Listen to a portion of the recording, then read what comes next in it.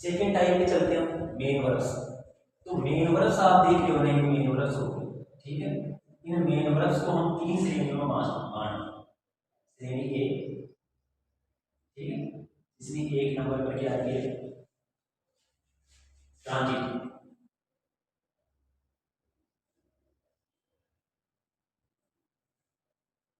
Transitive verbs.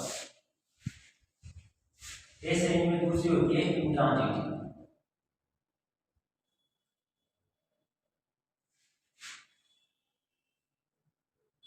Intransitive verbs. तीसरी श्रेणी में हम आगे बढ़े तो उसमें क्या आती है, एक नंबर पे आती है वीक वर्ब्स और दूसरे नंबर पे आती है स्ट्रॉन्ग वर्ब्स।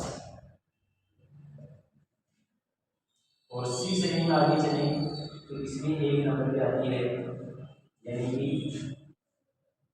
फिनाइट वर्ब्स और दो नंबर पे आती है नॉन फिनाइटिव वर्ब्स। ये फिनाइट वर्ब्स और नॉन फिनाइट वर्ब्स के क्वेश्चन ज़्यादा पूछे जाते हैं एग्जाम में। जो भी तरह के एग्जाम होते हैं उनमें जरूर फिनाइट वर्ब और नॉन फिनाइट वर्ब के एग्जाम आते हैं। तो मेन वर्ब की तीन श्रेणियों में हमने डिवाइड किया है, ए श्रेणी, बी श्रेणी और सी श्रेणी। ए श्रेणी में दोनों वर्ब भी ट्रांजिटिव वर्ब्स और इंट्रांजिटिव वर्ब्स। बी श्रेणी में दो वर्ब्स मेन वर्ब के प्रकार हैं, वीक वर्ब्स और स्ट्रॉन्ग वर्ब्स। और सी श्रेणी में लिए हमने फिनाइट वर्ब्स और नॉन फिनाइटिव वर्ब्स। ये मेन वर्ब्स की तीन श्रेणियां बनाई हमने, three there are three category जो मेन वर्ब्स। एक में लिखते ट्रांजिटिव वर्ब्स, ट्रांजिटिव वर्ब्स जो ऑब्जेक्ट से संबंधित हो गई और नॉन ऑब्जेक्ट से संबंधित हो गई।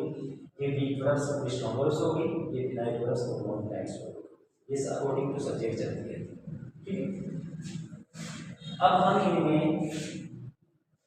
ये इसके पश्चात हम आगे देखें, एक एक इनकी जानकारी लेते हैं कि ट्रांजिटिव वर्ब्स क्या होती है, इंट्रांजिटिव वर्ब्स क्या होती है, वीक वर्ब्स क्या होती हैं, स्ट्रॉन्ग वर्ब्स क्या होती है, फिनाइट वर्ब्स क्या होती है और नॉन फिनाइट वर्ब्स क्या होती है। ये सारी हम यहाँ देखते हैं। जैसे इसका आप एक स्क्रीनशॉट दे सकते हो, स्क्रीनशॉट से लेंगे, ठीक है, इसमें आगे रहेगा साफ स्पष्ट। अब हम इनके बारे में एक एक के बारे में जानकारी लेते हैं, इसलिए एक बार ब्रेक बोर्ड है उसे हमें क्या करना होगा, एज करना। मेन वर्ब्स के बारे में जैसे मैंने तीन कैटेगरी बताई है, इनकी हम जानकारी। तो देखो मेन वर्ब्स ये तीनों कैटेगरीज हैं, इनको हम देख लेते हैं।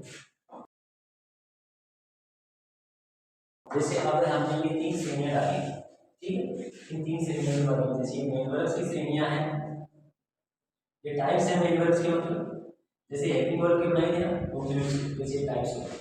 इसमें पहला नंबर पे हमने डाला था, पहले नंबर पे ट्रांजिटिव वर्ब्स, ट्रांजिटिव वर्ब्स। तो दो नंबर पे हमने डाला इंट्रांजिटिव वर्ब्स, ट्रांजिटिव वर्ब्स और इंट्रांजिटिव वर्ब्स। अब ट्रांजिटिव वर्ब्स क्या होती है, ये ट्रांजिटिव का मतलब होता है सहकर्मकी, हिंदी में क्या कहते हैं, सहकर्मकी। यानी कि वो क्रियाएं जिनके पास में जरूर कुछ ना कुछ यानी ऑब्जेक्ट मौजूद रहता है, क्रिया के साथ क्या आता, क्रम आता, ठीक है, तो उसे यानी हम क्या कहते हैं, हमेशा ट्रांजिटिव वर्ब्स कहते हैं। और वो वर्ब जिनमें कोई ऑब्जेक्ट नहीं आता, अदर वर्ड जैसे हो, तो उसे क्या कहेंगे, इंट्रांजिटिव वर्ब्स। यानी ये सहकर्मक क्रिया जिसमें क्रम मौजूद होता, यह एककर्मक क्रिया जिसमें क्रम मौजूद नहीं होता।